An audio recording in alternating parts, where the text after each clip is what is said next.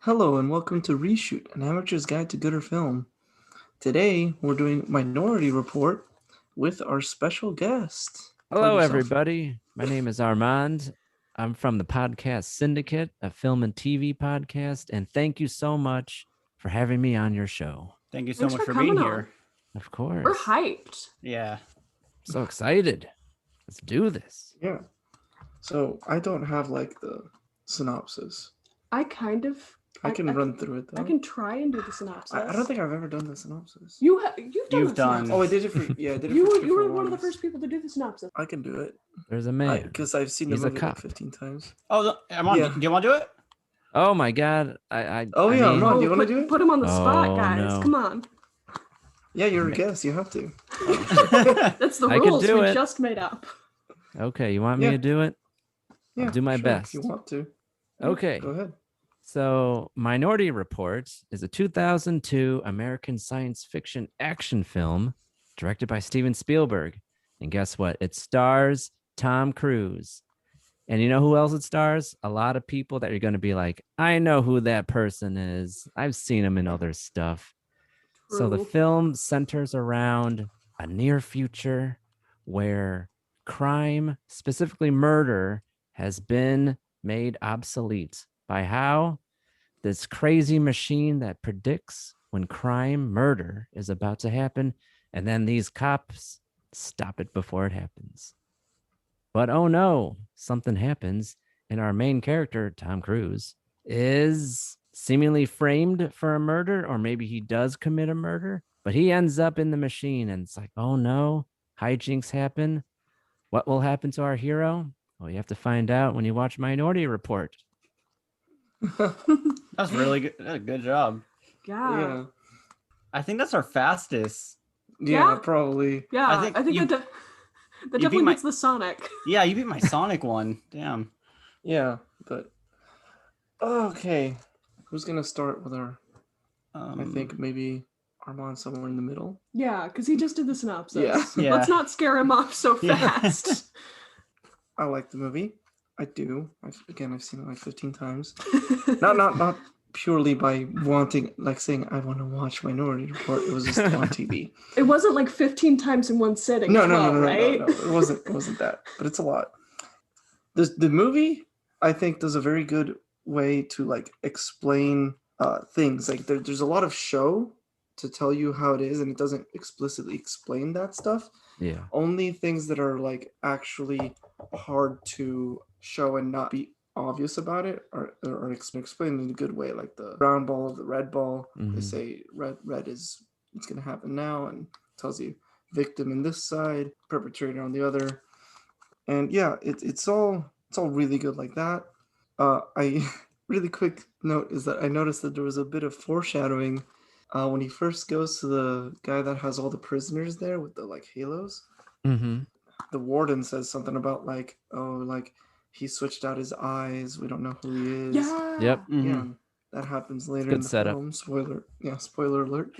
When Tom Cruise is Mhm. looking through his precog murder, Yeah. there's a really cool scene where he walks up and like his face blends Yes, into the I commented the on that vision. too. Yeah. Yeah. I loved that shot where it was like it's him frontward and then it's the side profile, like and, or and like it like 3/4. flows off through Yeah. his face. Oh. And that was really cool, really interesting shot there. I also Yeah. like just the whole visual of when he's looking through the scene. It's all very artsy and with the like Mhm. classical music in the background. It's like he's a performer doing what he's done for a long time. And it really shows that he's really into it and really knows how to do his job. Yeah. Other than that, the whole when he shows up to Dr. Hinneman's house, it felt a little bit too convenient. Just The Like- creator of the machine, the woman. yeah, Yeah. like Yeah. it just seemed way too convenient that he goes there and he just gets all the answers, and she doesn't like Yeah, it's try to say anything. there's a few moments, if I could jump in, there's a few moments That's fine. where I feel like the pacing takes a pause. Now you need like, some breaks in between the action, but like during those breaks, it's like exposition dumps.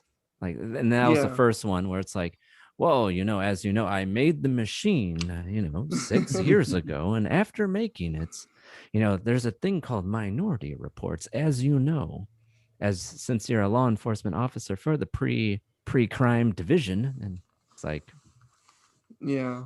that could have it been was more effective doing it Yeah. like Yeah. showing, not telling the audience. Yeah.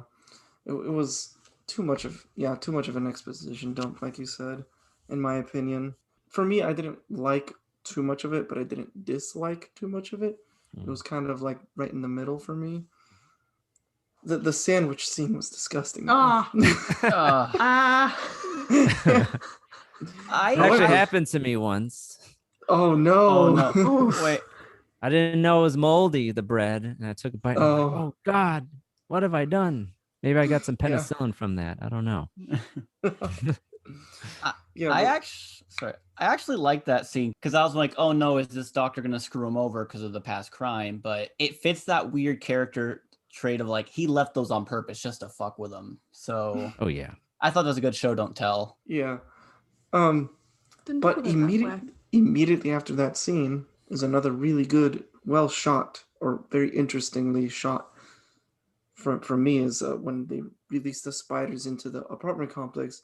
You just get Mhm. this top-down panning shot through all the residents in the thing. And it just looks like a labyrinth, and it seems very systematic how the spiders are going through, and you get a couple funny scenes of like what people are doing right before Yeah. they get eye scanned.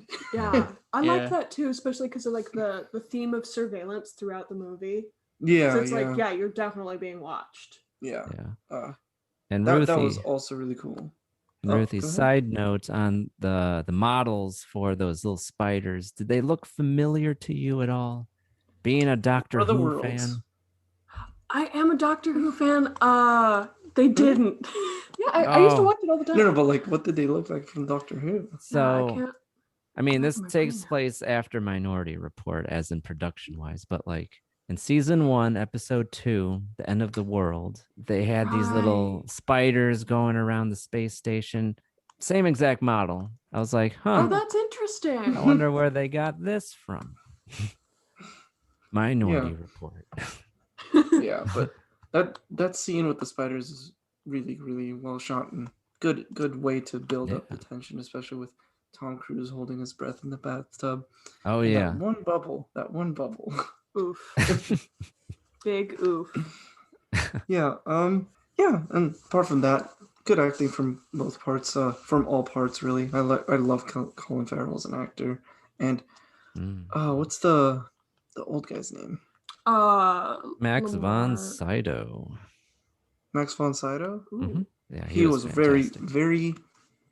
I love the switches he makes from like the facade he's putting on, and then when he gets found out, he just exudes this like threatening aura immediately after he's found out. Especially Oh, with yeah.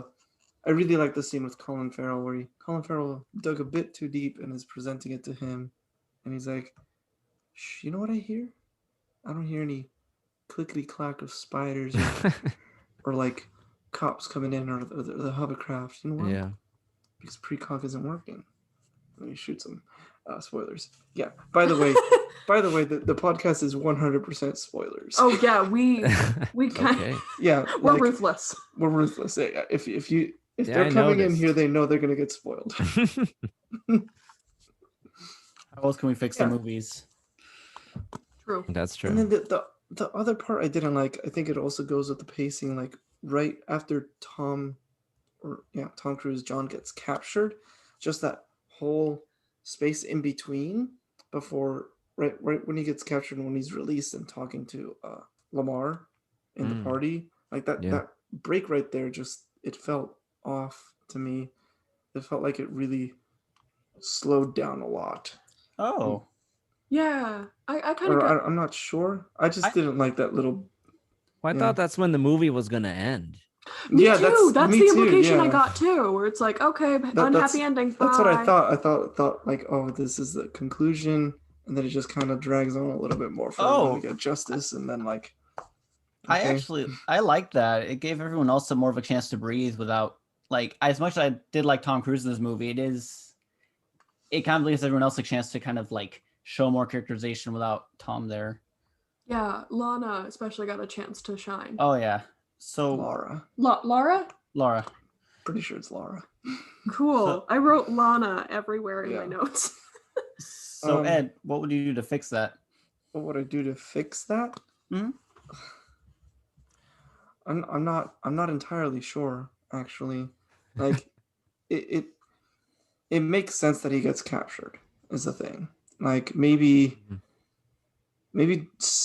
like set it up in a way that it doesn't feel like it's just gonna end with him being captured. Like Could you make the scene shorter, keep things going at least. I don't know. Could you try changing the music that the warden Yeah. plays, where it's something a little bit Probably more... change the music to instead of like more of a like concluding kind of sound to a more tense thing, like this isn't the end kind of thing. Yeah, I thought it was gonna be like a Black Mirror type ending. I'm like, is this movie seriously gonna end like this? Other things I would change is not a lot really. It's all pretty good in my opinion. I would change the exposition dump with Dr. Hinneman instead of like the exposition dump there. I don't know, like reads up on it or something, or he one of the cops is on his side and he just tells him like you need to find your minority report. And maybe he doesn't say it all there, but he just like goes through the same process and Well, it sounds like or Agatha tells him about it.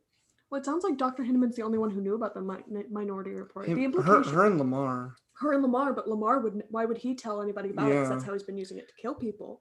So it seems like... one person. He's trying to kill multiple people. But like, that I feel like would have to be Dr. Hinneman, but there are other bits where it could be...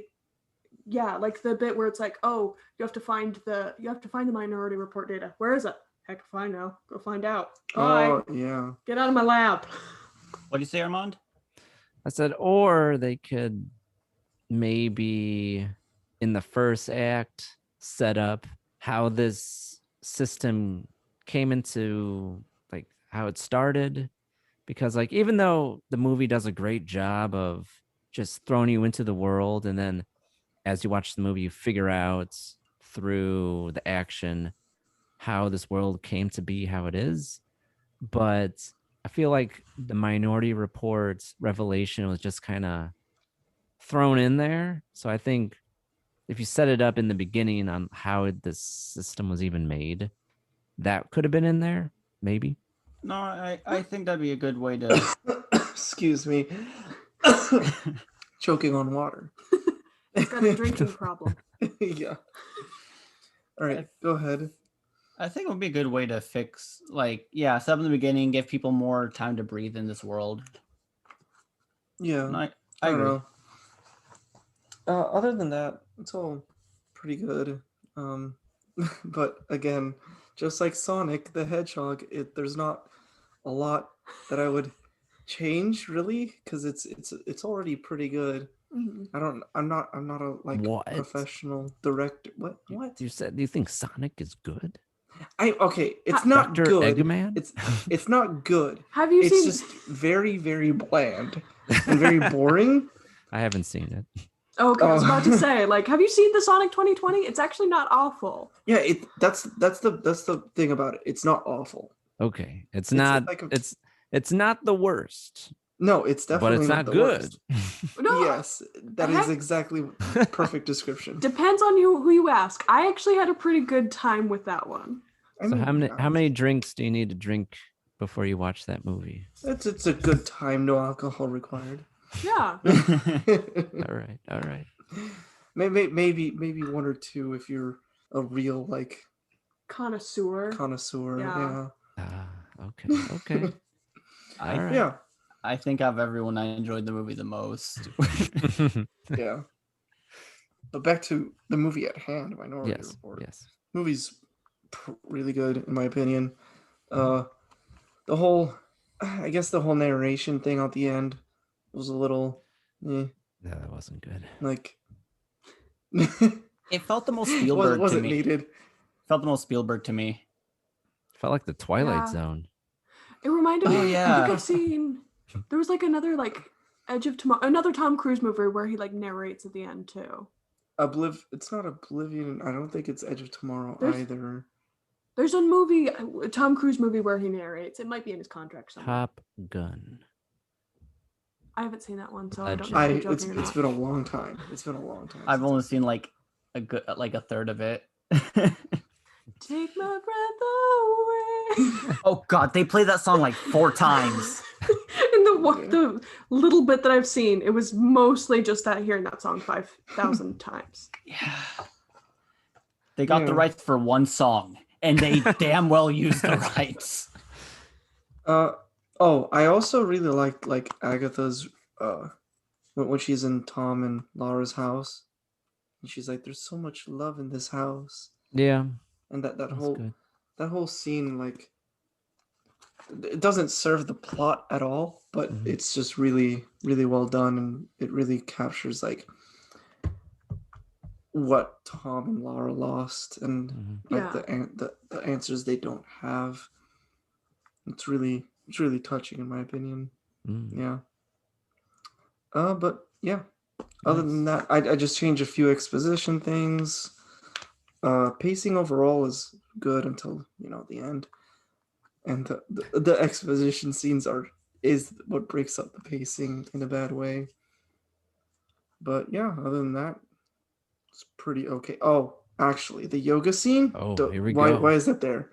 Why is that there? Why is the because yoga it's scene there? funny. Like, oh my God, it's Oh, wacky. right, the yoga scene. Yeah. Are you I hate it. okay? I hated With her it. legs behind her neck. I didn't like it. I didn't like that scene at all. I completely forgot that scene existed. Yeah, that's why he doesn't need to be there. Yeah, he just. I remember the car, but then I Yeah. don't remember that he landed on that. Yeah. Yeah, and the jump he made, that would have definitely broken his That would have legs. made him look like the yoga lady. It was a bit too much of a drop, in my opinion. Yeah. But, especially it's with Tom the Cruise. rate he was going, but yeah. Yeah. But yeah, Minority Report. It's a good movie. Definitely Hold up. recommend.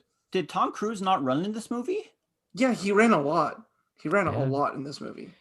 He did what he does best. Especially in the very beginning. He had the chase scene with the Right. cops. Yeah. The one that you hate.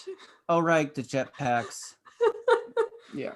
I'll But, get into but that. yeah, my my favorite scene by far is just after he gets the eye operation, or that whole thing. What he gets the operation and all of that. That's perfect, amazing, great. Mr. Yakamoto.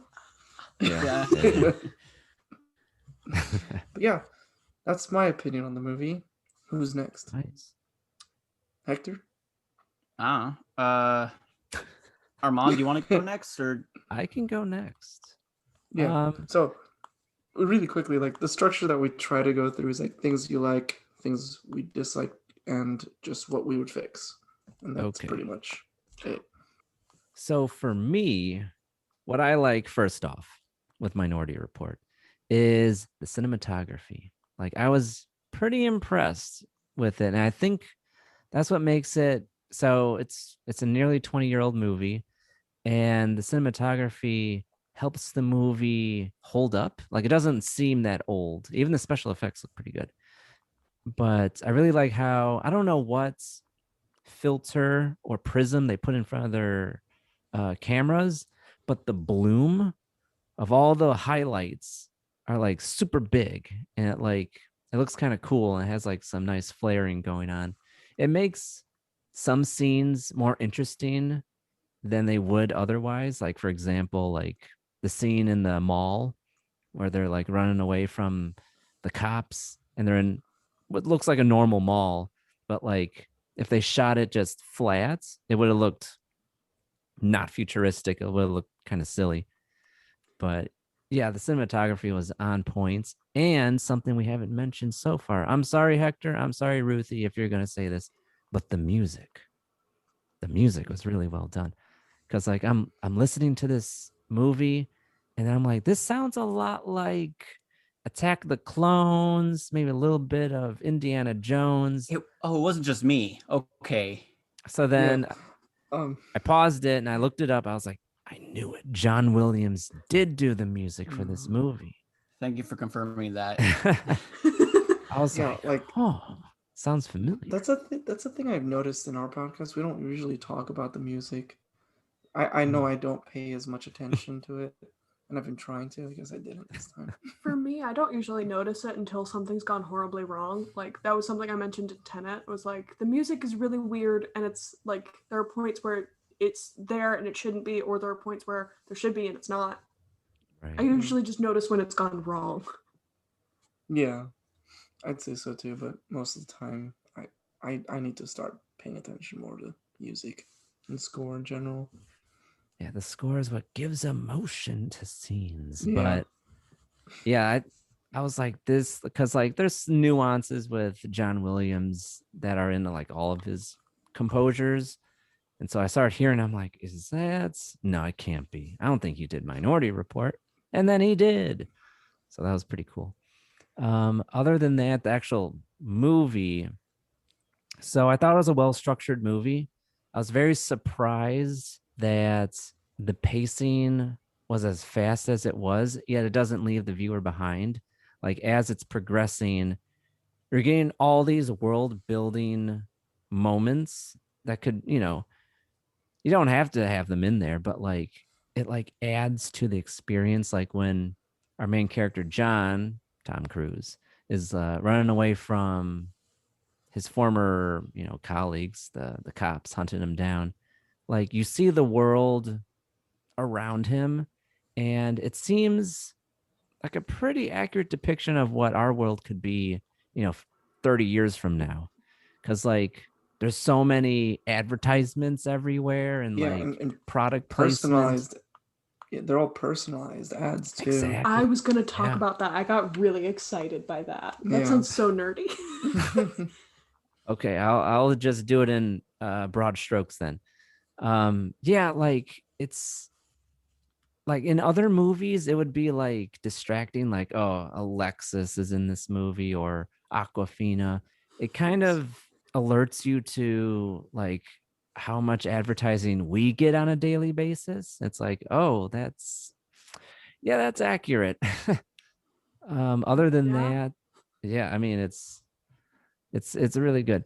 So other than that, what I really liked was the ethical dilemmas that it brings up, like with the overall theme, because like there's one where it's like free will versus, like destiny. Like are you like so the whole premise is like they're preventing these murders from happening, hence why there hasn't been murders for 6 years.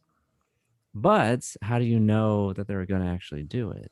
Yeah, So how do it's you know like, that we're gonna go through with it? right. Because And yeah, go on. Tom Cruise doesn't, but he had the advantage of knowing. Yeah. That's true. Is the thing. Well, they give And- a pretty good explanation of that, like pretty early on in the movie. There's the agent Whitwer, and he's like, "Well, how do you know someone's going to commit the murder?" And then Tom Cruise grabs the does ball the ball and thing. he Yeah, rolls it, and then Whitwer catches it, and he's like, Tom's Well- like, "Why did you do that?" He's like, "Because it was going to fall." But how did you know? and like, but it didn't. They Exactly. also caught it. Yeah, Yeah. And then he gets that thrown in his face when he is, on the Yeah. chopping block. He's like, well, I don't even know this man.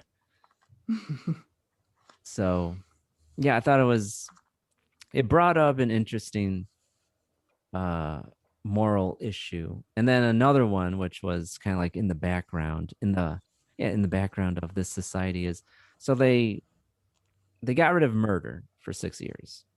So it kind of also brings in the question of, it kind of asks the audience to debate on whether authoritarianism is a good thing.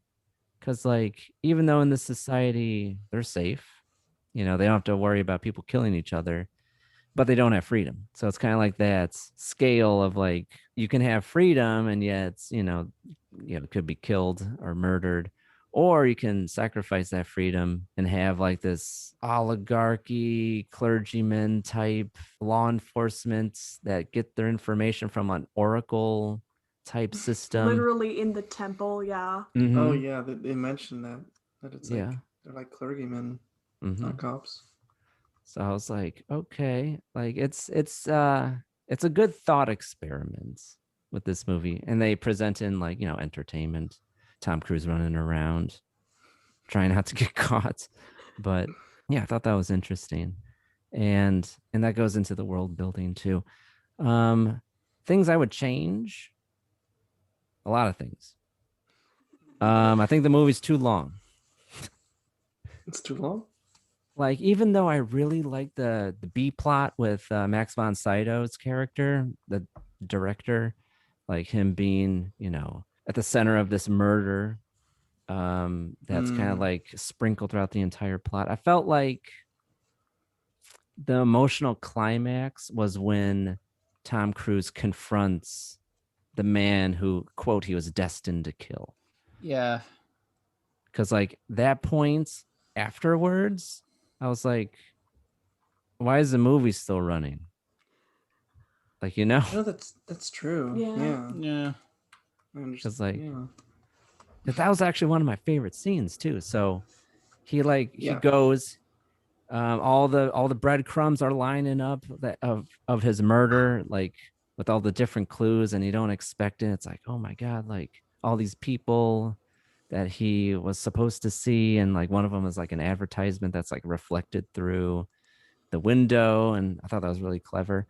And then he confronts, we didn't even get to his son yet.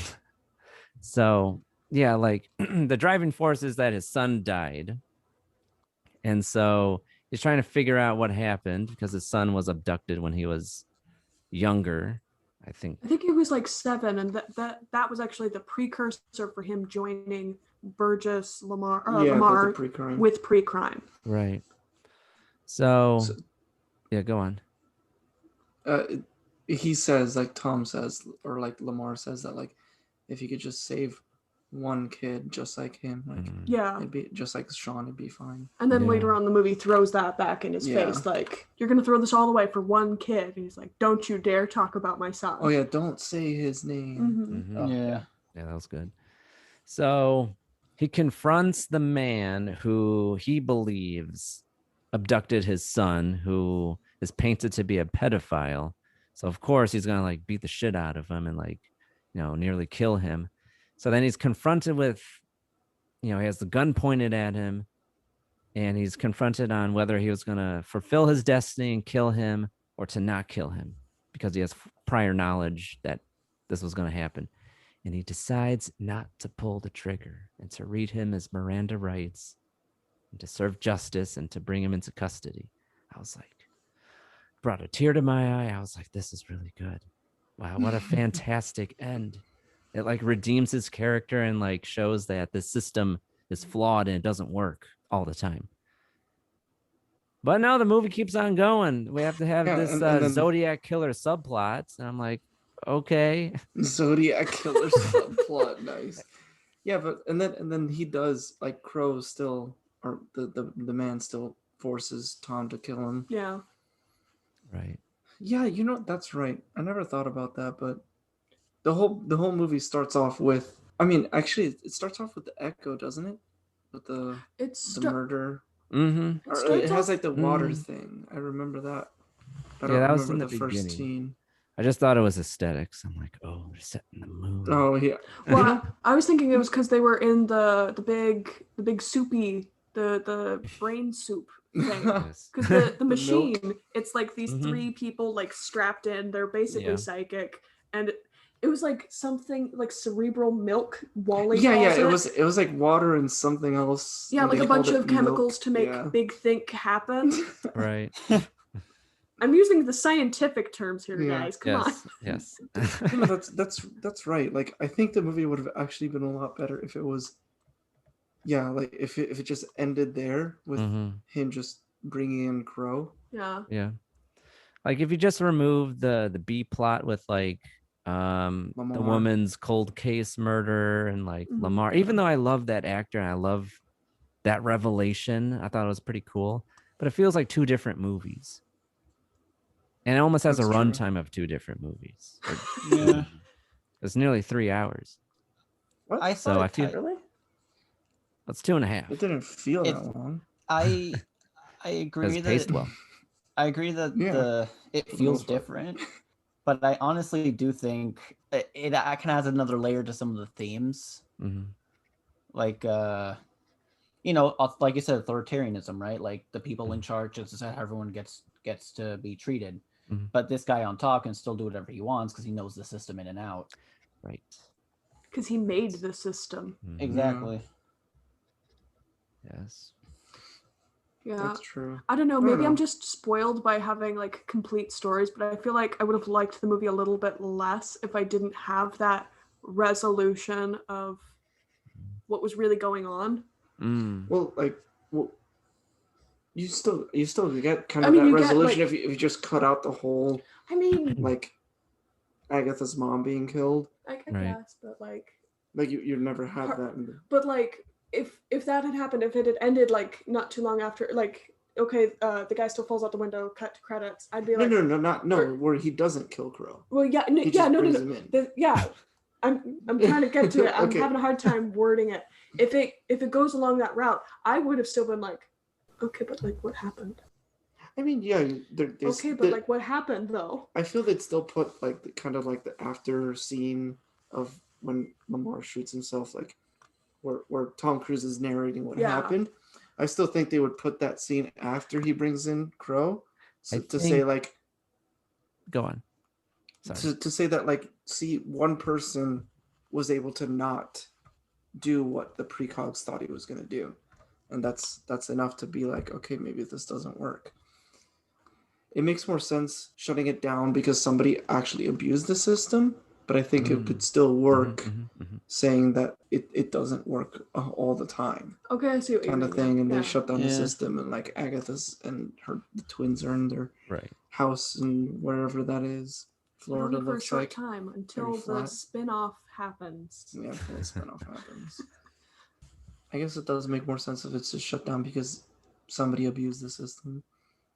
Or I don't know. Right. Because you could still keep that concept of, Max von Sydow's character of like abusing the system and like framing Tom Cruise's character, but you didn't have to have like this like cold case murder and this entire subplot. It could have been incorporated into him setting up Tom Cruise to kill this guy. Oh, and that would be That's his final test. Like, look, even the chief of pre-crime is not immune to pre-crime. Right. Oh, dang, that's actually really good. Yeah. That's how I would reshoot the movie. Ooh. Yeah. All right. All right, Hector, it's you and me. Who goes Uh, first? I can go. Actually, can I be really quick about one thing that I totally forgot to mention? Do it. Armand reminded me. The mall scene. I really like the whole setup of it. Like when they first start running through the mall, Agatha's like, the umbrella, take it. And he grabs the umbrella, and then like they go through the whole mall with the was umbrella, really and then it's revealed at the end that it's raining outside and everyone else is using an umbrella, and it's a good way to like get away from the cops. Mm. I Yeah. really like that, and Yeah. he doesn't say it at all. That like, oh, it's raining. This is why you made me grab the umbrella. It's just like they But go you- outside, and he's just like, But yeah, you can see the look on his face where it's like, oh yeah, look, yeah, you can see it like, whoa. And even Yeah. with the balloon thing too. Oh yeah, the balloon thing was great. Agatha's just like, wait. Just wait. Yeah, that was Wait. really good. I Yeah. kind of I really hate. like that scene. I didn't like the balloon part of the scene. Really? It's It's so cool fun- though. It's cool, but it's kind of like they don't. It's just like this. They show how futuristic the society is, but like they don't have a workaround for balloons.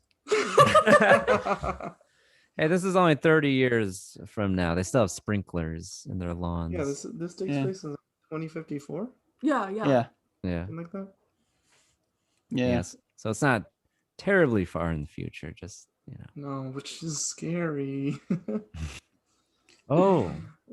And given the context of when this movie came out in 2002, that's when, the Patriot Act was Oh, passed with the That mass explains a surveillance. lot. Mhm. Holy shit! I didn't even That's think about that. Oh my gosh! Yeah. Yeah. Galaxy brain over here. Yeah, damn, Yeah. Armand, you're bringing the fire. Yeah, doing all this extra research that, or like I knew of the Patriot Act. I didn't know it was in 2002. Man, first time you're already bringing us all to shame here with your reshoot, man. Hector, he's stealing your spot. He's doing research. I know.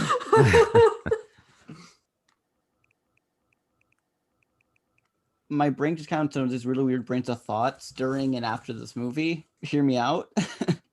The likes. The acting was really good.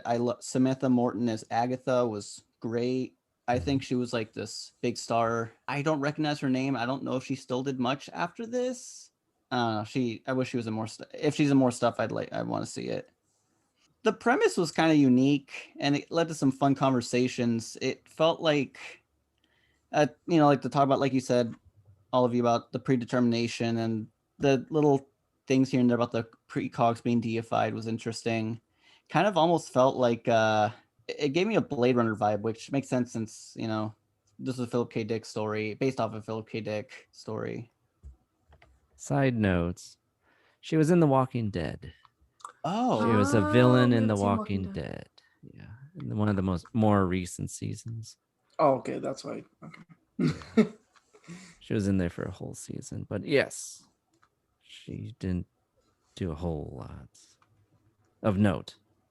She's been working, but nothing too big. I can respect that. What else I like? I kind of like the aesthetics and some of the technology they were showing. Like you all were saying about like the surveillance and like the advertisements were really cool. I thought the newspapers was really funny, and like because like it shows its era so well, like what time this movie was made so well, because phones would obviously replace the newspapers. Right. There's a few anachronisms that were kind of funny. It's like, oh, yeah. Did not ruin the movie at all. I just found it kind of like, it kind of endeared me to the movie a bit more in a weird way. Yeah. Also, as a kind of stupid side tangent, that spinning concussion gun thing, he spins the gun, he just does a big concussion wave. That shit was the coolest thing I've seen in a lot of movies. Yeah. Side note off of that, they have a push gun in District 9. I really like that gun too. This is you just trying to get me to watch District 9, isn't it, Ed? Have you not? I have not. Nope. Oh, that's a new episode. Yeah, spinning concussion gun was cool.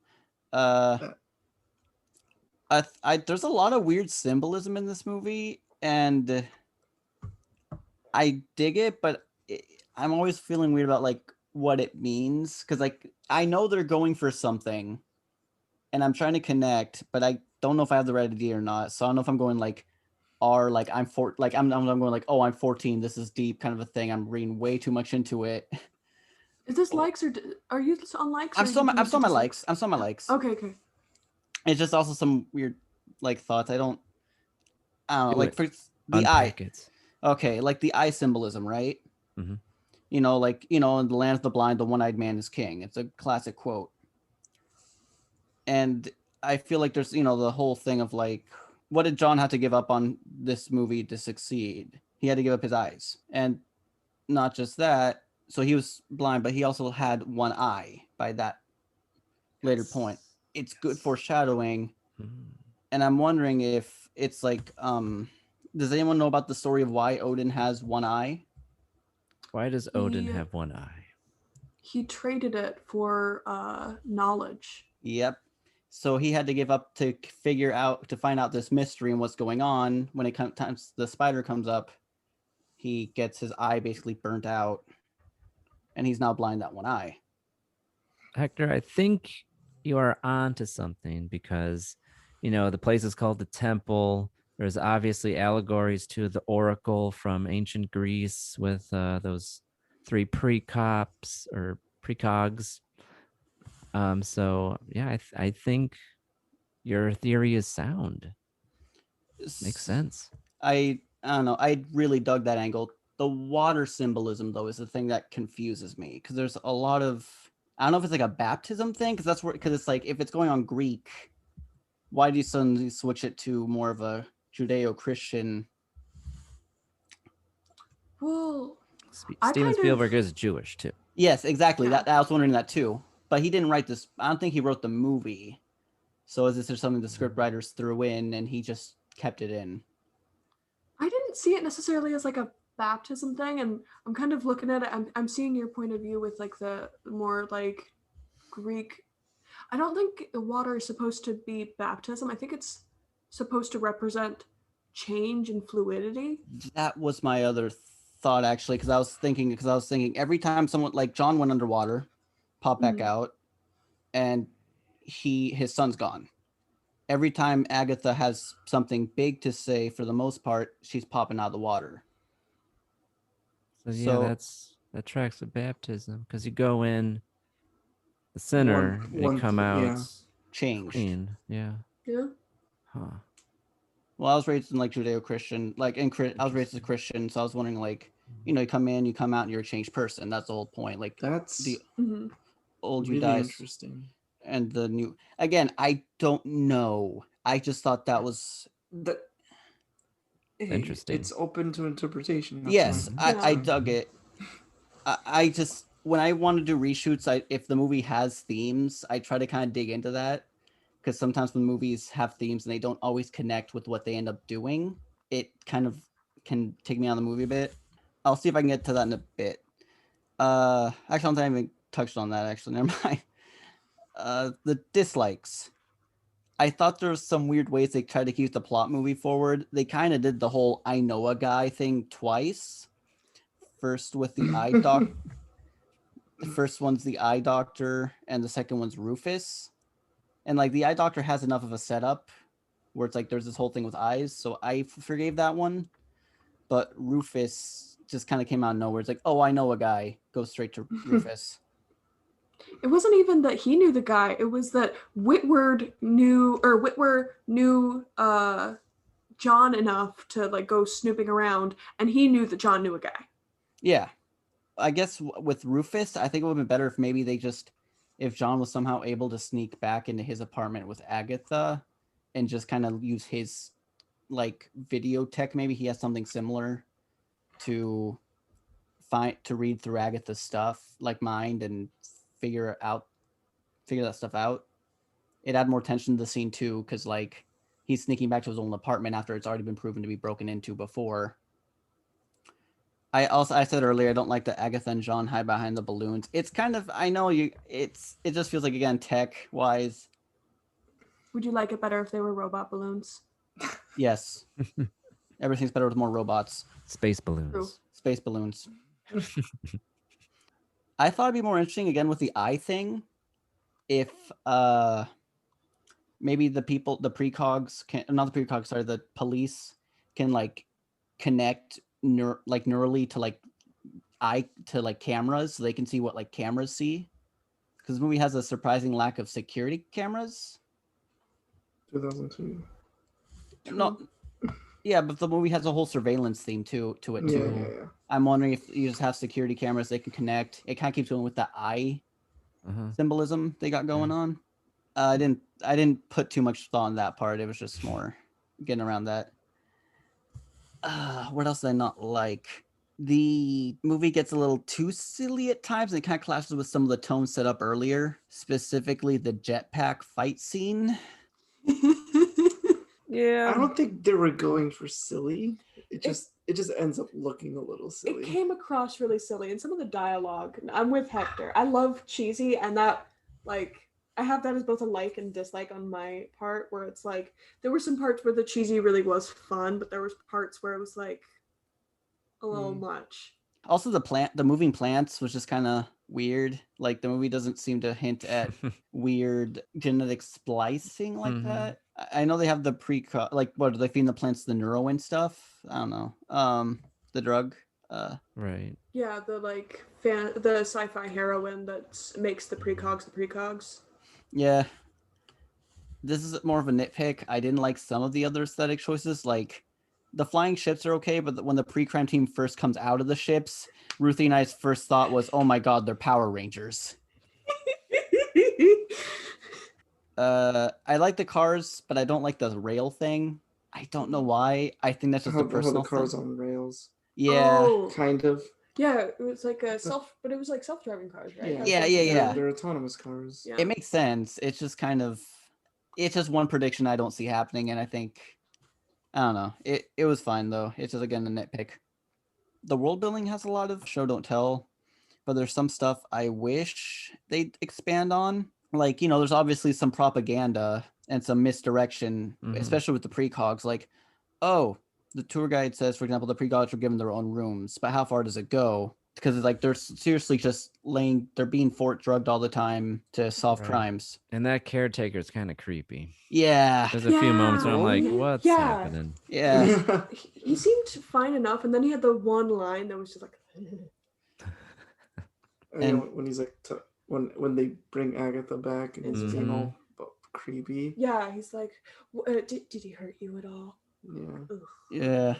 Yeah. I think he was just very protective of them. Yeah, it could have been. It came off as like sexual. It did. Yes. Yeah, like the only thing to make it more cringy was if he had said, instead of did he hurt you, or like what did he do to you, as if he had added like kitten or something at the end, like some kind of pet name, like yeah. Thanks, I hate it. Anything for you? What else? Another thing I disliked is this is just simple way to fix it, is the murder reached an epidemic rate, right? How bad, like, can you give us a number or like a rate of people, like 1 out of like 10 people were killing? It's an ad. Right. Fair enough. I guess again, it's all propaganda. I think I'm realizing now with Armand's comment on Patriot Act influence on this. I really, I take that one back.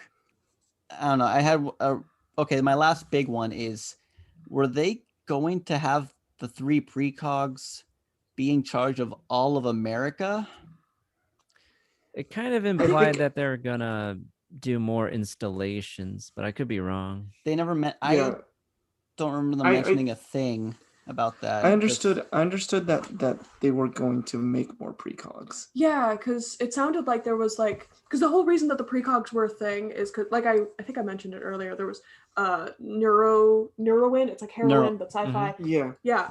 So the parents took Neuroin. Women who were pregnant who took Neuroin, their kids had weird stuff. A lot of them died though. Yeah, a lot of them had like those kind of like fetal alcohol syndrome type things, but a lot of them died. But the medications, the treatments, that's what caused the precogs. And also in the movie, it does say, I think it's either 20 or 60 feet or 16 miles. That's the radius of these precogs. They aren't omniscient, like super far away. They do have a range. They have, I don't remember them talking. I don't remember it was a throwaway line. It was super like blink and you'll miss it kind of thing. I could have sworn. It's fine. It's just more like, I wish they'd been a little more clear on that one, because it seems like there's like, we're gonna expand this pre-crime division. I'm like, what, with 3 people? That's right. You're gonna Lamar's like, I'm gonna drug some babies. I mean, yeah. Again, it's the whole thing about the system using people. I did, and then throwing them away, not giving them a voice, because again, with the whole, it does a really subtle way of doing it, where it's like, Agatha's completely right. She has so many useful things to say, but they always just drug her and use her and don't listen to her. Right. And she's the key to all of this. Yep. Yeah. Agatha's always right. Change the name of the pre-crime division. Ruthie came up with one, pre-homicide. I think that's the best one. I don't know why, but pre-crime just kind of bothers me because it's specifically killing. The jetpacks fight scene, did not like it. It kind of brought it movie a little too silly. I also like one guy being able to take down a bunch of people who can fly. Seems like it was a bit of a stretch. What I thought would make a bit more sense is if maybe they had a different thing, like, so I think it was Turkey now had a rollerblading division of police. Obviously there's a big flaw, which is stairs. There is video footage of like them trying to catch people and the people just go on stairs and it's like, okay, they're gone. So I think, and again, this is my more modern bias, but just maybe make it something that makes a bit more sense. 2002, Spider-Man came out a year later. We can make it look like people can crawl on walls. Hell, Cyberpunk just came out. You can get a double jump in that game or a super jump. Double jump. Do something like that. Just not double jump high, like just a mega jump. Like they can jump like 10 feet and they can grab onto some railing, like apartment, like the fire. Like a exoskeleton where they're like yeah, just like on their feet. super soldiers. Yeah, See, yeah. I thought you were going to go in a bit of a different route with that. I thought you were going to say make the stairs programmable so they turn into ramps. They'll have to go up. So they'll have to have rocket shoes or something. Yeah. Well, yeah, just make them rocket rollerblades. Oh, we're going full 80s now with this. Of course. Well, yeah. did you want to say something about the jetpacks? I saw you like. I wanted to say a little comment about the pre-crime division, because if you're gonna, prevent homicides from happening, just leave the name pre-crime, because then it's a greased slope of, well, we're gonna prevent other crimes from happening, not just murder. Oh, make it That's more what of I like was a marketing thing. Yeah, that's what I was thinking. Like, you don't want to shoehorn yourself into just like this. You want to have area to expand. All right, that's good. Another thing I didn't like, just because it kind of, there's a thing movies do sometimes where it's like they do something that's a little weird in one scene just to throw you off of what's actually going on. And I think for some reason, this is the first one that pops in my head, is if anyone here's seen Frozen. Yes. When what's his name? What was the prince's name? Hans, yeah, you got it.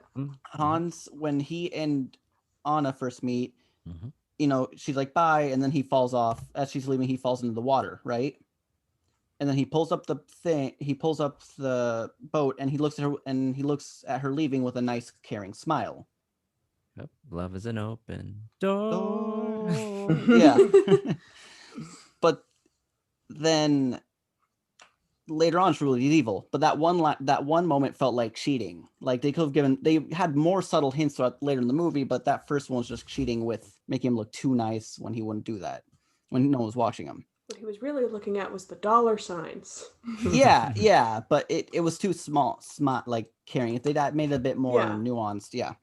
But this isn't Frozen. This same dilemma happens with Whitmer sneaking into John's apartment without a warrant. Because I know he has the warrant of, I can look at you guys' stuff and everything, but I'm sure there's nothing about sneaking into an apartment like that. I think to make it more ambiguous, which it does pretty well with a lot of other things, is just maybe he follows John when John gets the sketchy drugs from the blind dude. What was the name of those drugs again? Because it wasn't just Neurowen. It was like... It was Clarity. Oh, right. One thing I did like was Agatha when she says the kid's future. I don't think it was Sean. I think it was actually their next kid, because by the end of the movie, Laura and John are pregnant. Dang, that's right. Yeah, because there's like parts where she's talking about the past. Yeah. And then there's parts where she stops using Sean's name, and then at the very end she says, "This house is so full of love," and then "this house was so full of love." Because Laura's pregnant at the end. Yeah. So I thought about the next kid. I thought that was good foreshadowing, but I wish they had. But what was awkward was that one scene where they describe him as a little kid, 1 or 2 lines about the kid being in high school, and then he's making love to someone at 23 and proposes. It felt like to give us a few more lines of him in college doing stuff like mentioning studying or something. It's just jarring. It's a bit jarring. It felt like it felt like a weird kind of sucker punch. Yeah, I'll agree. It was a little strange. Yeah, he was a cute little boy. Then he went to college, and now he's he's married. crushing it, and he's crushing it. He's making love with a girl named Clarice. Yeah. With the precogs, I feel like my biggest complaint with the precogs is maybe have people protesting it. Like, either you can have 2 camps with this protesting of it. Because with every big change, there's always going to be protesters. So one of it could be either don't use precogs, that's too much power and it's not enough freedom for us. we're just being set up to fail potentially, and we have no control. Or you could have the other protesters being like, or both being, hey, the precogs didn't choose to do this. There's no proving that they are consenting to this. If not, this is unethical. Also, aren't they teenagers? Like Agatha, I'd put They're, her. they're young, yeah. Yeah, they're young, and they've been But- doing this for 6 years. Again, no one knows what the precog. I mean, people don't even know what the precogs look like. Yeah. So it's fine, but I just feel like there'd be people, even though they never see this stuff. Well, in the beginning, they did mention that the ACLU had a problem with the whole division in of itself because of the Right. whole, like, oh, how are you supposed to know they're supposed to be killing these people? So it was like a quick one line of the script right in the beginning. Future ACLU having problems with this thing. Again, just showing more of that because I know that. Yeah, just show people protesting outside the building. You could have Yeah. taken out the subplot with the murder of the lady and interjected some world building where people are opposing or trying to oppose this Yeah. institution. Mhm. Yeah, that's actually a much better continuation of the idea. So Yeah, thank 'cause you for if that. If you keep the Lamar subplot and put in the protesters, that's too much Yeah. going on, I think. Mhm. Yeah. And they also kind of balance each other out because, like, at the end, as we were kind of talking about earlier, the whole point of Lamar, like, having that plot is like, oh, he's abusing his own system. But having the ACLU like protesting thing, that would definitely be like, he's not abusing the system, but he's definitely hurting people. Yeah, Mhm.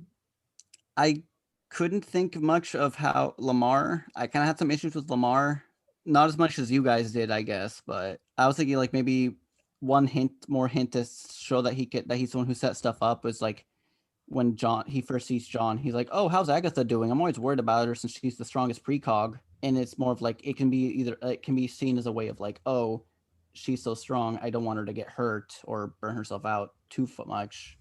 But This is, oh, sorry. Lamar. No, I was more asking like, where in the movie are you talking about? When Lamar and John first meet up before being set up, Oh, just him asking like, "Oh, how's she doing? You know, she's always the strongest. I'm worried that she's gonna, go too far." okay. Just something that can be later when you rewatch. You're like, "Oh shit, that was a hint." Mm. hmm Especially because I think that conversation, it was about Anne Lively. Yeah, Yeah, so it's like, hey, you didn't see anything weird, right? yeah. I feel like it's more ambiguous with making about Agatha, Yeah. and I'm not a fan of that. He just kind of went to kill himself. I get it goes with the theme of choice and being free in this authoritarian society, but I don't know. It felt kind of more anticlimactic. I was thinking maybe it can be more ambiguous because I'm a sucker at times for ambiguous endings. So like maybe he does shoot John, huh? I wouldn't like to. I wouldn't have liked it to end where he shoots and you don't know who he No. shot. He shoots John. No, here's what I'm thinking. He shoots John, nearly hits a vital organ, but misses. But we don't know if he did it on purpose or not. And it kind of leaves that shit. I like that he shoots himself. It's just more proof that it doesn't work. Yeah, fair Right. enough. Recurrent doesn't work. Right. I don't know. And that's what I- caused it to I think- disband. Yeah. Yes. Project. Hoisted by his own petard. Yeah, but I think that's fine. Honestly, I think the missing a vital organ. It's a little. Hector wants I don't like it. drama. No, I get that. I was just more thinking because, like, with life, we don't know if stuff is predetermined or. Yeah. Did he mean to kill me or just to wound me? I'll Guess we'll never find know. out in Minority Report 2. Electric Boogaloo. And just to be edgy, Lamar has a robotic eye for some reason, or an eye patch. We're darker. No, now, a robotic boys. eye and Nick and an eye Fury. patch.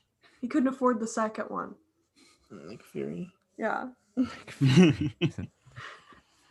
Wait, are you saying Nick Fury has a robotic eye alongside the eye patch? I'm saying eye patch. Okay. He has an eye No, because I'm saying both.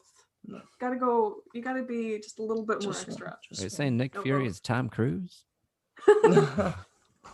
Well, Tom Cruise was almost Iron Man, so I think he thinks he is Iron Man in real yeah, life. yeah. All right, that's all I've got. Cool. Okay, so what I liked in the movie, and I should probably just give a little preface. I'm in my last term. I'm about to graduate. Yay! I Yay. am majoring in advertising, among other things. And last term before the pandemic, one of the classes that I took was a film class specifically on movies about surveillance. And I'm actually really surprised this movie was not in that lineup, because this boy. so lines up with everything. I loved the themes of this movie. So there's like, Just out of curiosity, was Eagle Eye one of the movies? no. Oh, what the heck? Okay. Yeah, so this is the one I was trying to get you to. This is the class I was trying to get you to take. You would have seen Truman Show so much faster. Oh, Truman Show. Such a good movie. Watched it for the first time recently. You can also watch it on the Nice. Syndicate podcast. Or Yes. Woo! That's right. Plug in here. But yeah. So when Armand was talking about the personalized ads, I got really excited about that because not only is it like the surveillance aspect, but also like the advertising. Like, yes, this is what I'm studying. It was so cool because it was like they get the first bit where it's John's advertisements. It's like, hey, John, you're really stressed, John. Do you want to get really drunk, John? Let's get really drunk. And then like it's Mr.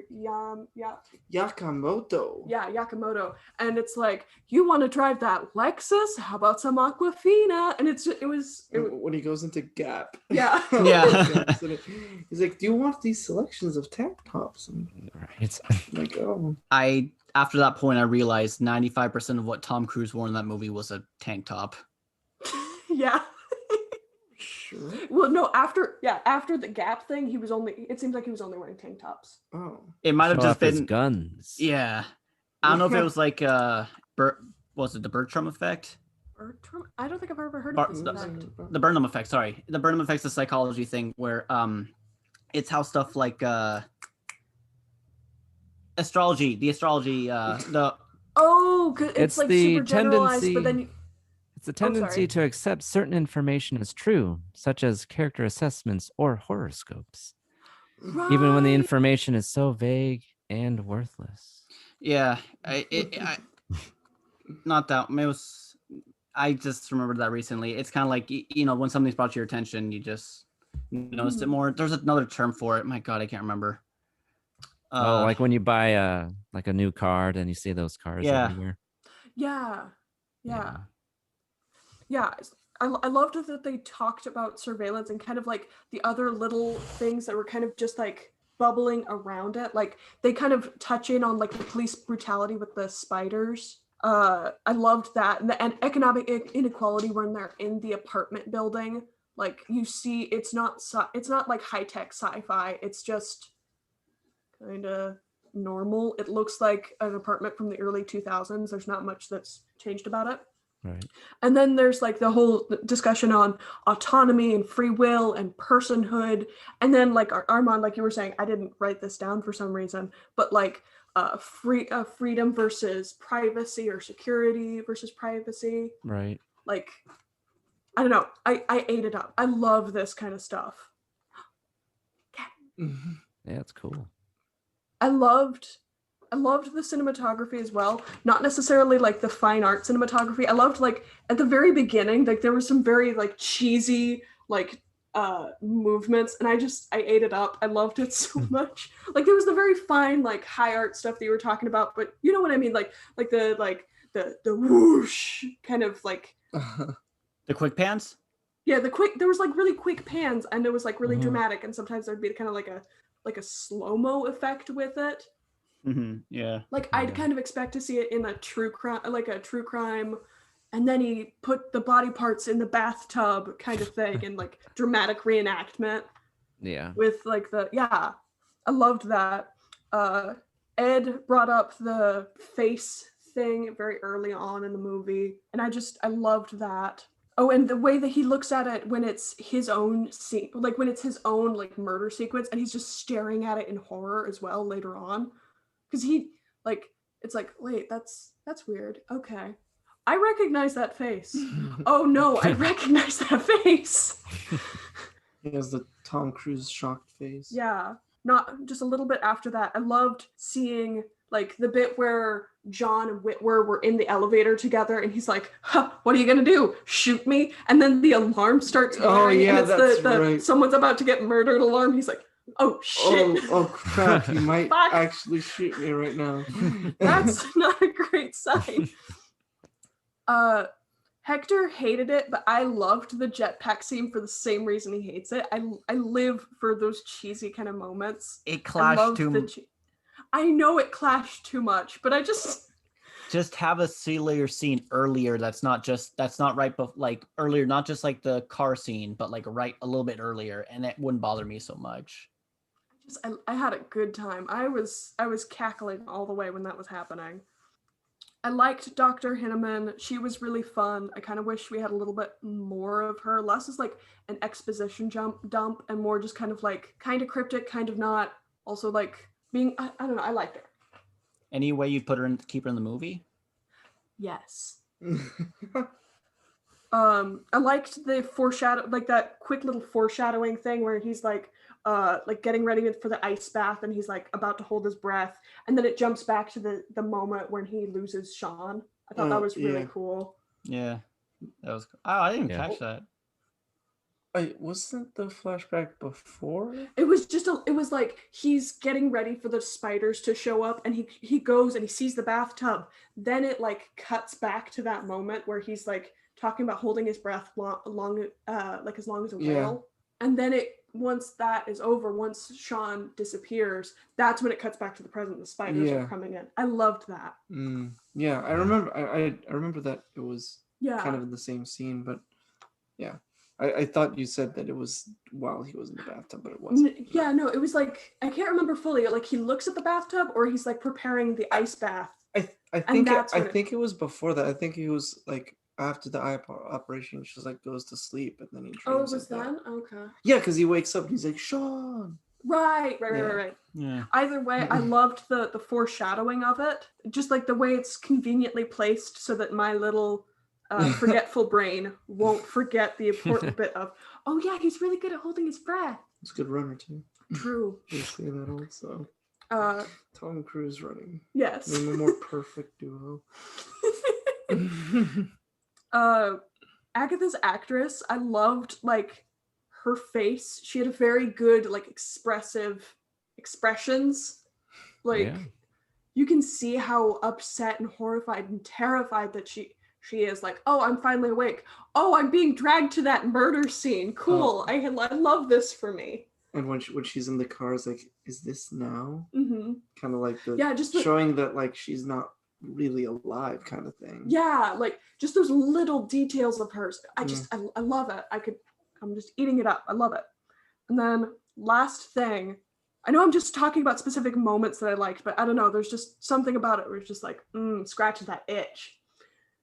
At the very end, well, near the very end, there's the moment where Lamar is, he's around these people and they're all like congratulating him, like, hey, you stopped murder. Great job, dude. It just got passed. And then they start playing the Anne Lively murder bit. And he's looking at it and he's horrified. And all the other people start to look at it. And then they turn and they look at him. Yeah. And I got the goosebumps because I just loved that switch where the watcher, the guy who's been in charge of it all, he's the watched now. Didn't the music Huh? Didn't the music stop too? Like I said, I didn't pay attention to the music, but I just like, I got the goosebumps. I was like, oh yeah, this is my steez. This is my shit. Yeah, that was my long like list. My dislikes. I knew this movie was going to be super cheesy from the get-go. Surprisingly, I didn't like at the very beginning when they're showing like how pre-crime works.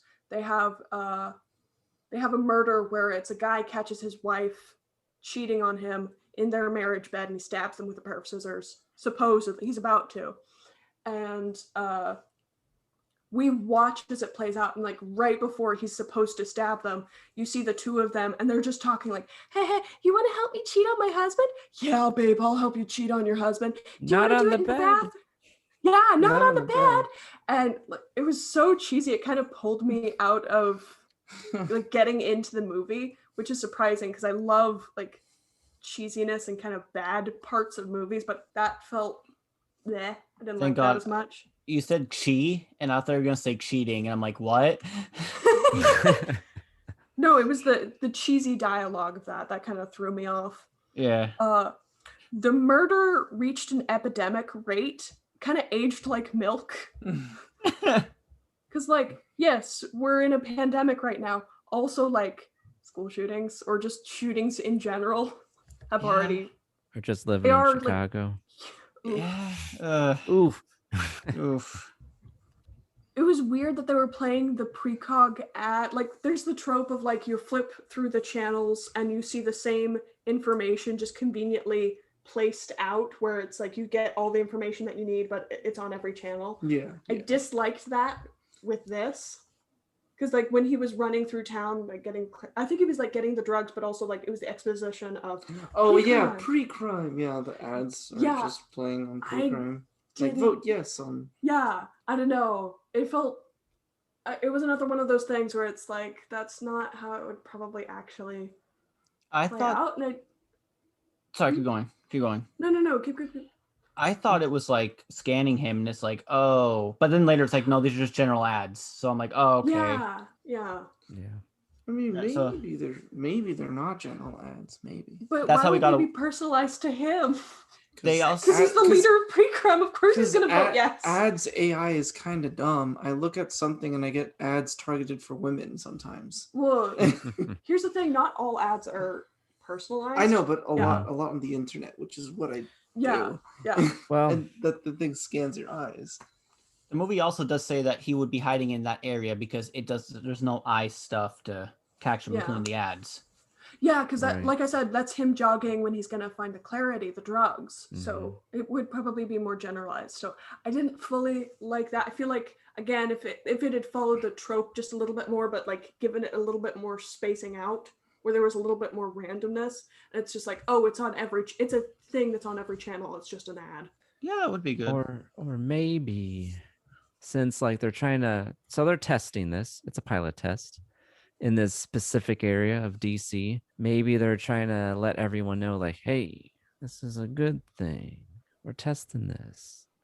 Do you like being out late at night and not getting stabbed? Vote yes on pre-crime. Yeah, it seemed like just like those ads you see when election is coming on. It's like, vote yes on measure blah blah. Yeah. Because apparently, like, they said it was coming to a vote in a week. Yeah. I can forgive that. I get why it's happening. Maybe it's just because, like, even though I'm an advertising major, that is a pet peeve of mine with advertisements. Give it a rest. I've seen it 12 times. It's an hour. Come on, please. Exposure. Yeah. If you haven't guessed already, audience, Armand, Hector, Ed, I'm rather squeamish. Did not like the blind guy. Or his eyes weren't there. That was gross. Yeah. I don't know if that's how it actually works. Do people have giant holes in their eyes if they don't? It gets like scab over. Yeah, like kind of like scabs over, like it closes up. Yeah. On the inside. Because like wouldn't you be able to see his insides and his brain? Yeah, it's like brainy bits that you don't want to see. Brain bits. Stop. I hated the sandwich scene for the same reason. Like, you're just doing this to bother me, please. Did he look away during the eyeball? I did look away during the eye surgery scene. Yep. He's chasing his eyeballs down the ramp. I saw that. Did not enjoy that. Yeah. I actually like the eyeball thing. That was kind of a little silliness I actually didn't hate. Whitwer being in John's house, Hector mentioned it, just like, why are you in his house? I have seen enough of those like crime drama shows. You need a good warrant for that. Like a blanket warrant's great, but you know what's also great? Reason and evidence to get to the house in the first place. But going with the Patriot Act symbolism. Yeah, that wasn't the case back in the day. They just needed probable cause. Yeah. Fair enough. I mostly just personal liberties. What's that? Freedom. Who is privacy? Yeah. But Well, drones. I mostly made Drones. I made a note of that just because like it was a culmination of all the like Whitwer stuff I didn't like. I didn't like the way that Whitwer was kind of portrayed because it was like so obvious, like I'm a bad guy. I'm kind of a douchebag. Oh, I didn't think John did it. I'm actually really nice. Bye. Shot. Dead. But yeah, like that was kind of like the over the topness. And as I kind of mentioned, the cheesiness I loved, but also like there were bits where it could tone down. It kind of petered out after a while, which thank goodness, but yeah. There's also like a lot of references to sex that I felt like were super unnecessary, especially the Agatha line where she's like, and then he's making love and then he decides to propose to her right there. I didn't need to know that. Thanks. Bye. As she was sucking my dick, I pulled out the ring. He knew she was the one. When you propose, but she keeps sucking.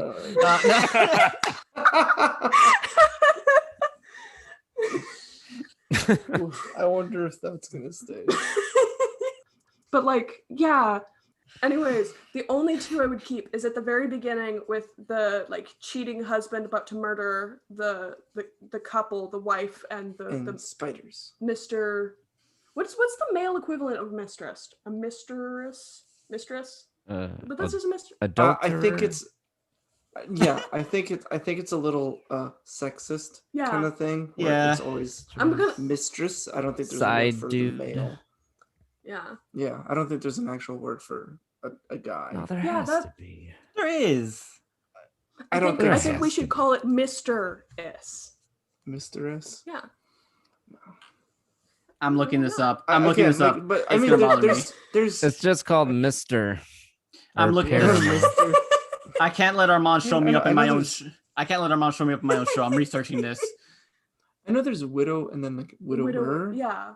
but I think widower didn't exist way back in the day. Well, yeah, because then you just find a new Yeah. wife. Yeah, Paramore. Problem solved. It's just Paramore? Paramore? Or it's Mister. a Paramore Or Mister. or Mister. No, I'm just gonna say Mr. Mr. So Oh, yeah, I it's looked it either up now. Haley Williams or Mr. Haley Williams. Okay.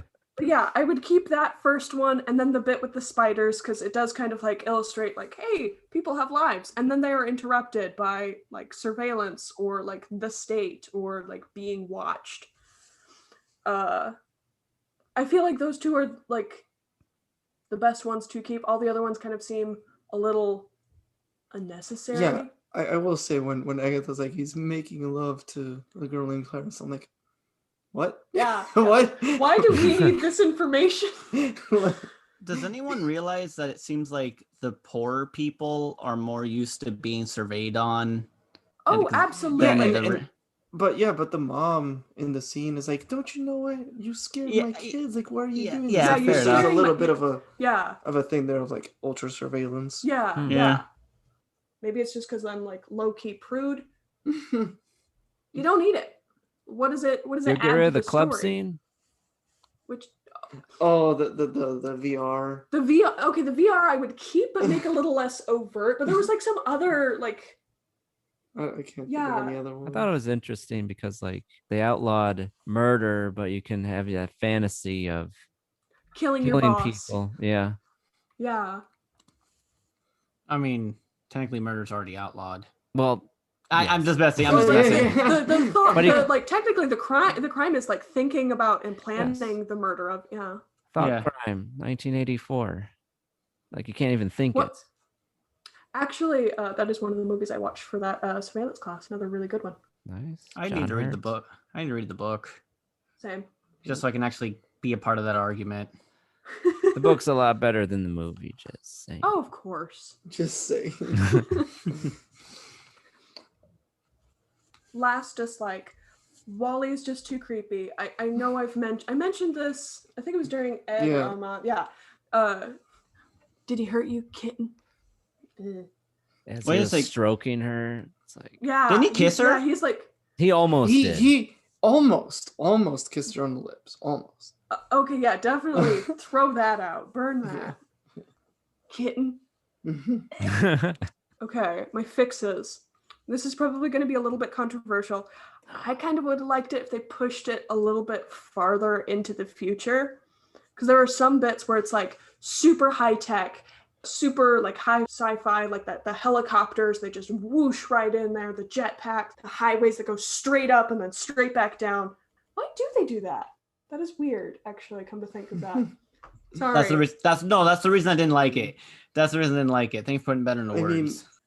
I don't think it should take place in 2054. I feel like it should be even a little further out, just because there's so much like high tech stuff out there where I don't fully know if it would happen. Like I know technology runs on that curve where it's like the more technology, the faster it advances. Yeah. But there's kind of a disconnect between the first half and the second half of the movie, just because of how much technology is in the first half and how kind of low tech the second half kind of is. They ran out of money. True. Philip K. Dick's work, like it was Blade Runner. The first one is in 2019, and they have flying cars. Yeah. And they have they terraformed Mars. Like. Yeah. Right. Yeah. No, I get that. Like the kind of Jetsons saying, like, it's 2001. Here's your robot butler. But like, where's my beep? It's just Where's your beep? Every single time it seems like everything that is set in the far future is like, and all this stuff is happening is a little too not far enough. Yeah. I feel like they need to push it farther away, and then they also need to find a way to balance the technology. Like I know I said like one of the themes was like this economic inequality, because you see like the poor people are in more modern settings, but it does like, again, it throws me off just a little bit. So I would just like find a way to add some of those little futuristic things, like not just the spiders, but something else in the apartment that kind of gives us the signifier, like, yes, this is still the future. This is the shitty future. This is the poor person future. There's the rich person future, and then there's the poor person future. Because to me, it was just like, oh, sorry. So, given when the book Do Androids Dream of Electric Sheep, which was the basis for Blade Runner, that was written in 1968. So that was before we went to the moon. The guy who was behind the Apollo mission, Werner von Braun, he wanted to go to Mars and colonize Mars after we went to the moon. Did you know that? No. I did not. So in Philip K. Dick's mind, we're like, oh, obviously we would have terraformed Mars by then. Mm-hmm. Obviously that didn't happen because NASA was like, nah, we're done.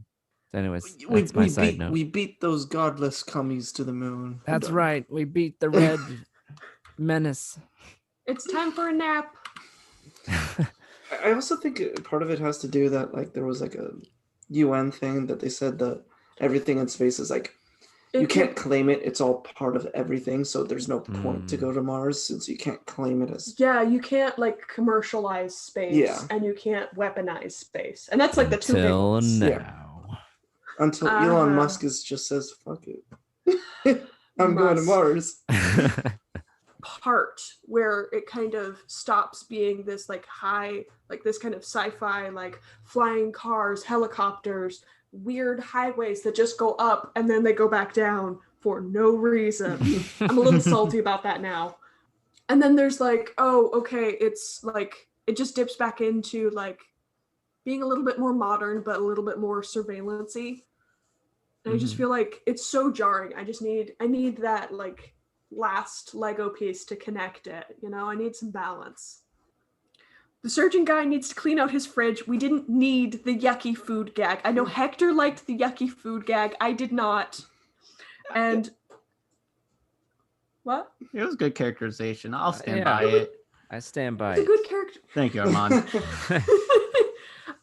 For me, the implication that I had got from that scene was like, it almost seemed like they didn't live in this apartment. Like they just had this, squatter. That's the word. I was trying to think of the word. Like they were squatting in the apartment. Basically, how I had kind of constructed it in my head is like they stay in an apartment until someone's like, hey, can you do like weird surgery on me? And they're like, yes, absolutely. You're going to stay here. We're going to yeet ourselves to another place so that we won't get caught because this is bad. This is illegal. and they just leave him there. So for me, like having the sandwich there as they're leaving, it just felt so confusing to me, because like, if this is their place, why did they leave? And why did they make him stay? They might have explained it and I just zoned out, but like, I figured it was just like a patient office thing. Yeah, Like, I figured this that they just met up there. yeah, Yeah. well, that's the implication that I got. I just thought Yeah. that they would, except in my mind, it was like just like a one-time thing. I liked my version better, so I could get rid of the yucky food gag. Okay. Wally needs to just like take it down a notch. He just needs to be a little less creepy. Just take out, I feel like if you just took out the "did he hurt you" line, he would come off like 70% less creepy. It would, And actually Yeah. caring. And Yeah. maybe like actually like yeah, just because like, empathizing a little bit. yeah, because like, I don't know, earlier on he's like, I want to get a dog. My mom won't let me get a dog. Can you believe her? I feel like if there was more of like that kind of interaction where it's like less like you're my doll, you're like my dollies, I play with you, and more like beauty salon gossip kind of stuff. Yeah, his Can you character took a believe what- weird turn at the end. Yeah, it was, Yeah. yeah. I realized that in the beginning he's just kind of normal, just sitting there Mhm. like in the temple, and he's just like, oh. And he helps They out asked him to do John. something. He's like, okay. Yeah. I'm wondering if there was a scene that was cut with him because it seemed like such a turn.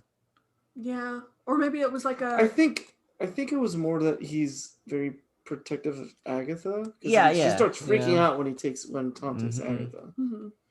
Maybe it's just that. Maybe it's just So- Agatha. A weird Maybe. acting choice. Yeah, again, Yeah. like if it's just Agatha, that kind of brings it back into the creep factor, you know? Yeah, I don't know. The Yeah. actor got too into the scene. I'm wondering if it was just like, Apparently. or maybe I could see it being a writer thing or a director thing. Yeah, I was gonna say, like, what if it was like a script thing where he was like super creepy and then they forgot to like tidy that out in the later version where it's like, Yeah. hey, Spielberg's maybe like, creeps. keep it in. You can't tell me no. I did Schindler's List. Shut up. Okay, I already said the like take out most of the sex stuff. Yeah. Earlier on, I think Hector asked, how would you keep Dr. Hinneman in? And boy, do I have an answer for you. I guess how I would do it is, in my version, she isn't retired. At least not really.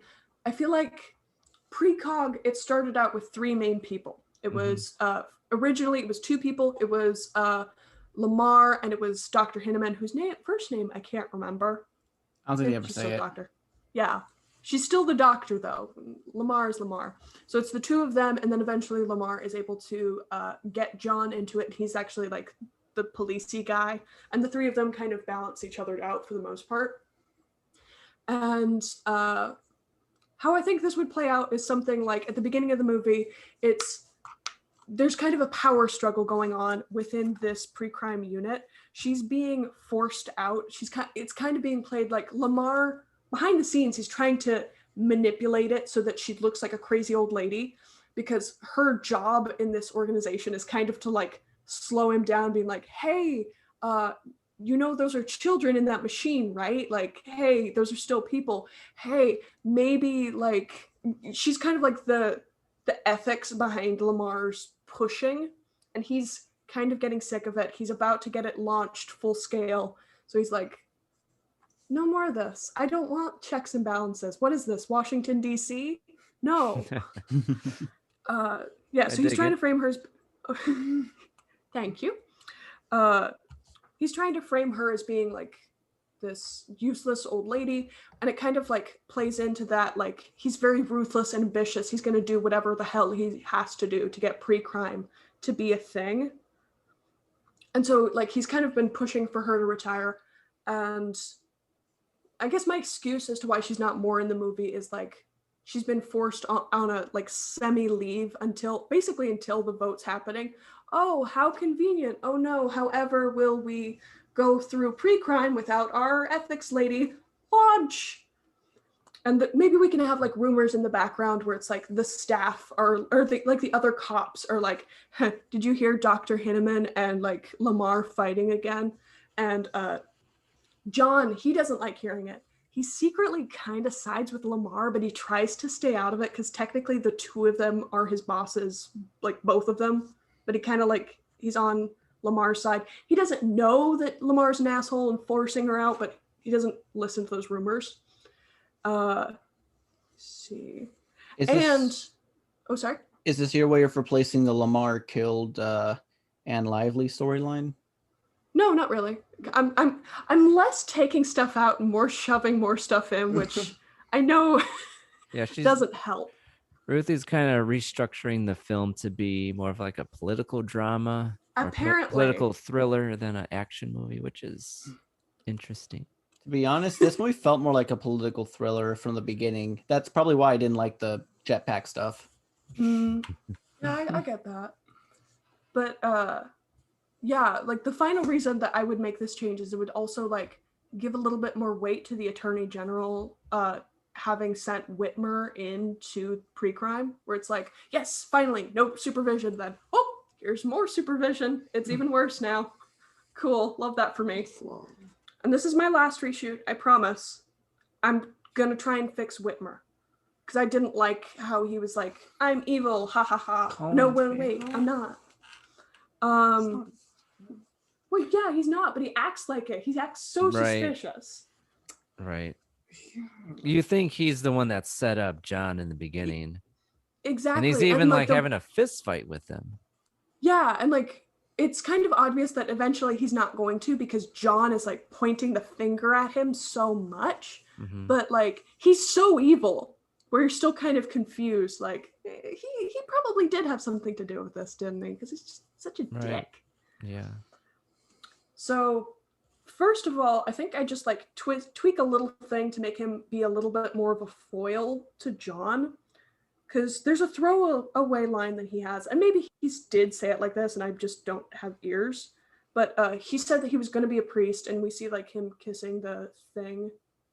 It's got like a amulet, a rosary, something.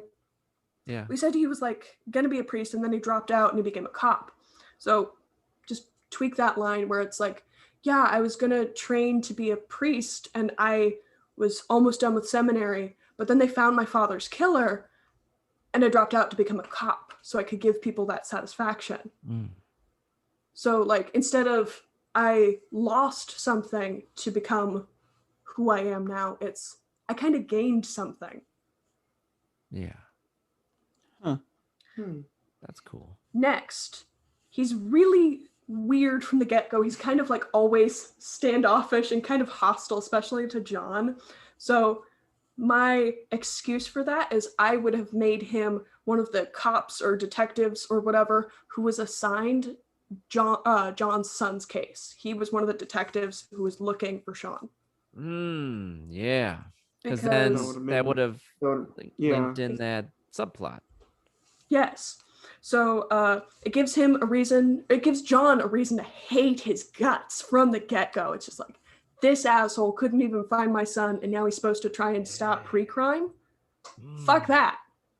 Not happening. He would also probably have some insight into John being really destroyed after Sean's death. Maybe he would even know already about the clarity, which would explain why he broke in. Yeah. And it also explains why Laura dislikes him. Not Lana, Laura. I'll get her name eventually. Laura. It's Laura, just spelled L-A-R-A. I know, I hate it when they do that. Laura.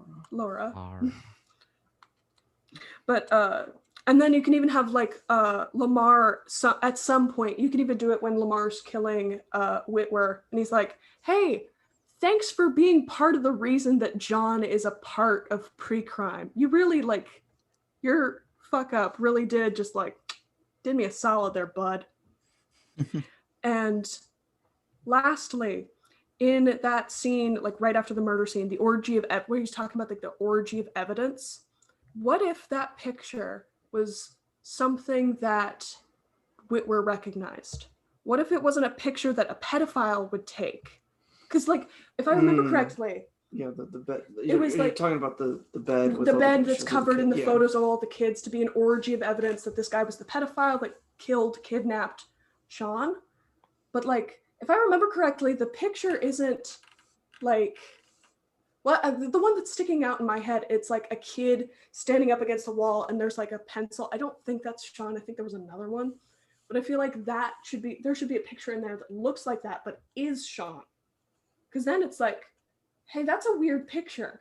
If this is a picture from the day that Sean was killed, why is he not wearing anything from that? What if it's the picture that John and Laura showed Whitmer when they were like describing my son's missing? That would also key Whitmer in like, hey, this isn't a creepy photo. This is a family photo. Someone had to have known John and Laura to have seen this picture, to have gotten this picture to frame this guy. So either John planted this evidence and he's doing it himself, or he didn't do it. And of course, I don't think John would notice if this is a picture he had taken because he's just in shock. He's in so much emotional turmoil. He sees a picture of his dead son. He doesn't care that he's the one who took the photo. That's really good. I like that actually. Yeah. Changing the whole Whitwer character like that. Yeah. Good. I didn't like how dig Whitmer was portrayed, and it kind of. Yeah. But yeah, that's all I got. All right.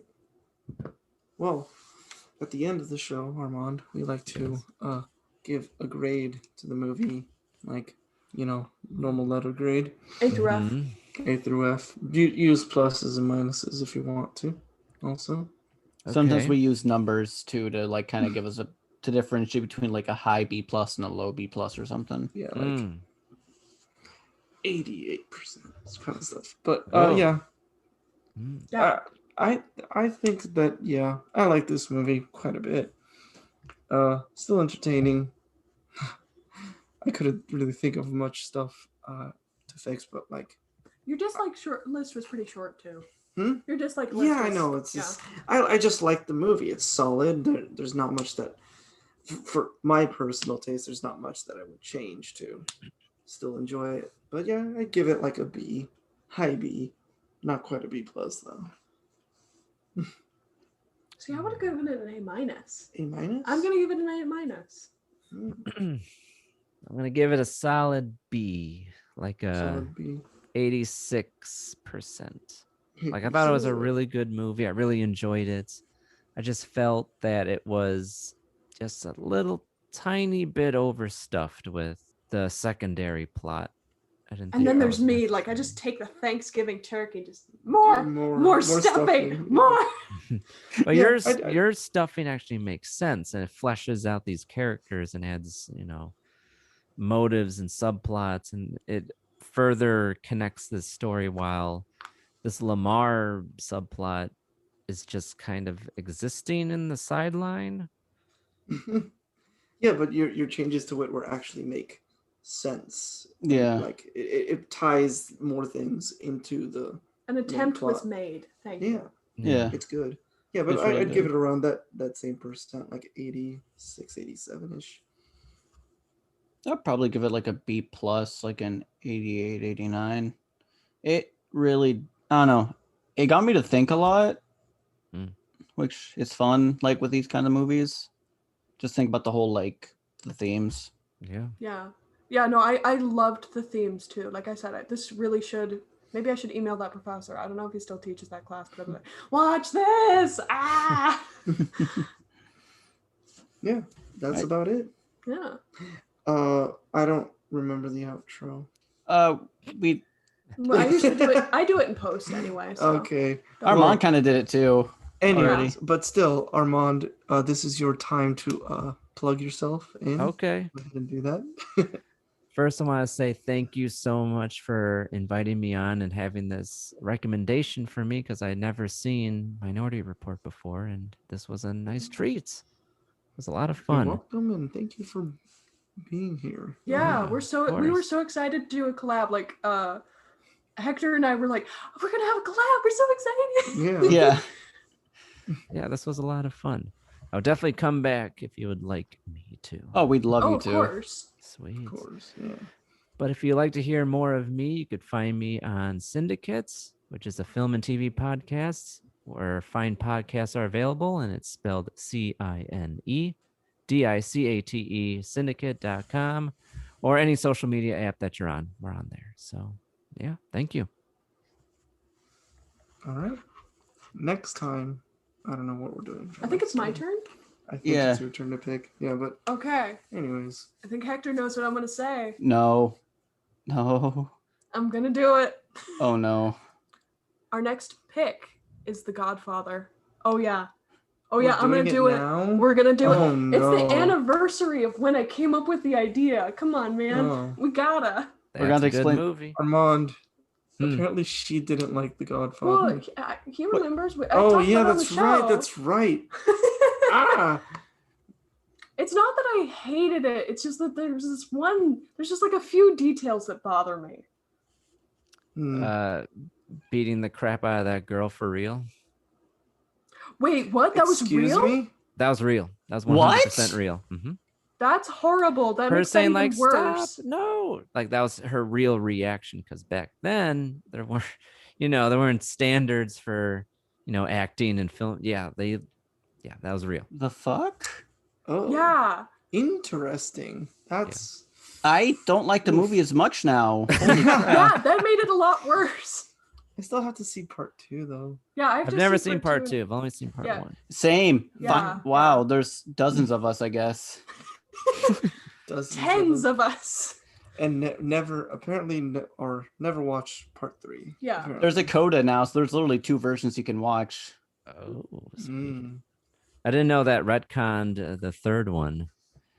I think it fixes stuff up. It ties out all the there was loose ends. cuts. It's kind of like a Snyder cut. The director added stuff in and changed some other did alternate takes and stuff. Okay. See the Snyder cut. Anyways, I We need to all see a do. Snyder next cut. time, join us while we get canceled because Godfather. No, we're gonna uncancel. I'm going to prove myself. Goodbye. All right. Goodbye. Goodbye. All right. Bye, Mom. Bye.